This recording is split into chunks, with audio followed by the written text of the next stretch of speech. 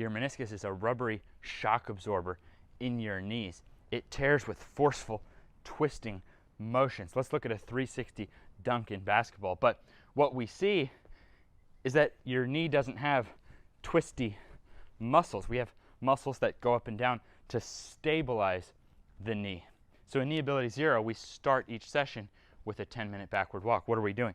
We're just getting stronger in that position with our knees over our toes. The trick of this becomes, as we go into dense, as we start adding load with the sled, trying to go for 5 minutes continuous, ramping up just like you would a weight exercise, starting at a light intensity, and by the end we're going like to tap out in terms of intensity by the end of the 5 minutes. Are we still strengthening our knees, or are we sitting back against it and avoiding our knees? By filming from a side angle, we're able to determine this. Anyone can. It's a very measurable thing. If you're dragging sled with a form, that's going to be improving your shock absorbers. So there is my simplistic viewpoint on the practical side, the simple side that there's just no arguing. This is just how gravity works. Now on the medical side, Dr. Q is going to take it over and give you the latest research. Hey, what's going on, everybody? We've had a lot of questions about the meniscus and maybe some other abnormal knee findings, and we're going to cover some things today. Just keep in mind, this is not direct medical advice of what you should or should not do, but here's some things that I think would be helpful for you to think about if you're wanting to move forward. So a recent study investigated the ability of orthopedic surgeons to predict long-term outcomes after meniscectomy or not getting meniscectomy. Turns out the reliability of being able to predict these outcomes are no better than flipping a coin or rolling a dice. Now, that kind of sounds scary, and it's not because they have any kind of bad intentions. It's simply that the human body is very complex.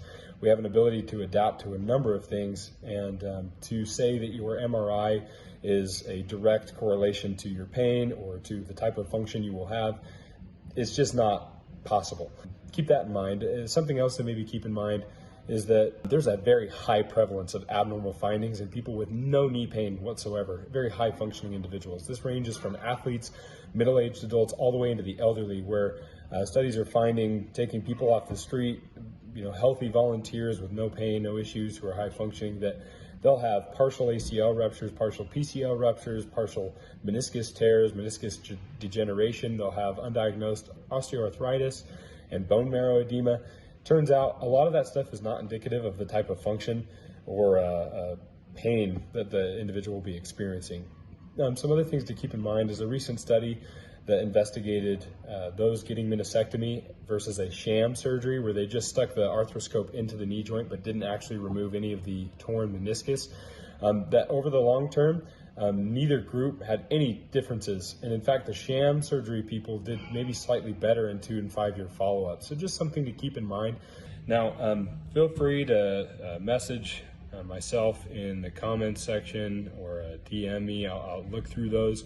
That just helps us fuel the fire of what we should be talking about in the future episodes. And also feel free to check out the studies below. Every once in a while I'll hope to be posting some summaries of some of the studies here and others as we go forward. So anyways, thanks for joining us, and we'll talk to you next time.